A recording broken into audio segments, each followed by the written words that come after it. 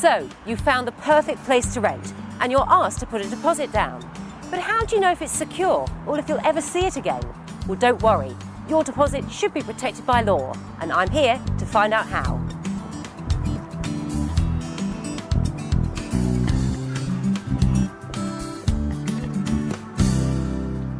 Lawrence, I understand that as a tenant, I need to have my deposit protected. Is that right? That is right, Nikki.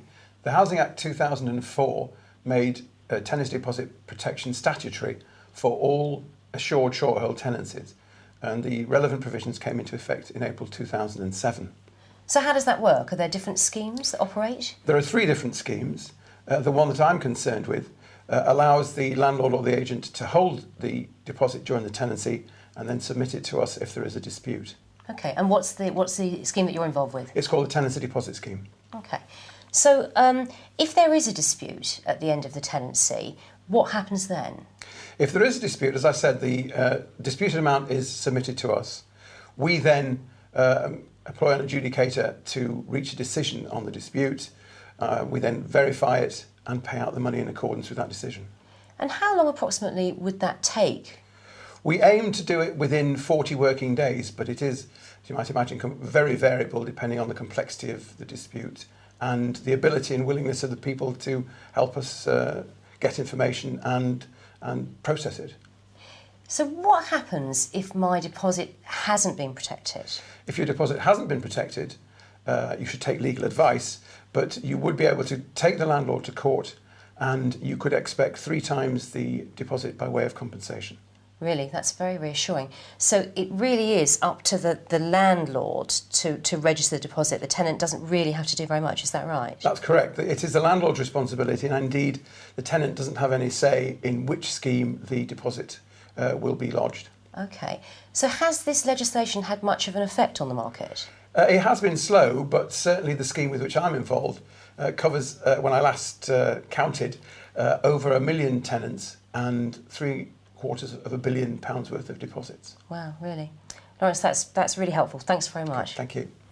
And this is one of the properties that you let. Yes, it is. Yeah, absolutely beautiful. Yeah. So if I come to you, Anne, with a deposit as a tenant, what happens to my deposit? It's registered at the TDS scheme, and you're given a certificate at the outset to prove that. So that certificate acts as my receipt? Yes. Okay. Yes. So what happens to the money during the tenancy? That's held by myself as an agent. So it's not at the TDS, it just remains with the agent? Yes.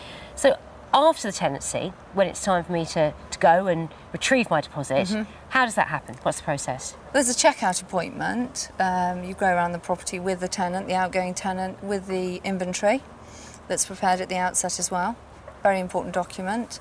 And you go around with the landlord client as well, either at the same time or a different time, and you mediate between the 2 parties. So hopefully, if the inventory has been done well and professionally, then there won't be a dispute.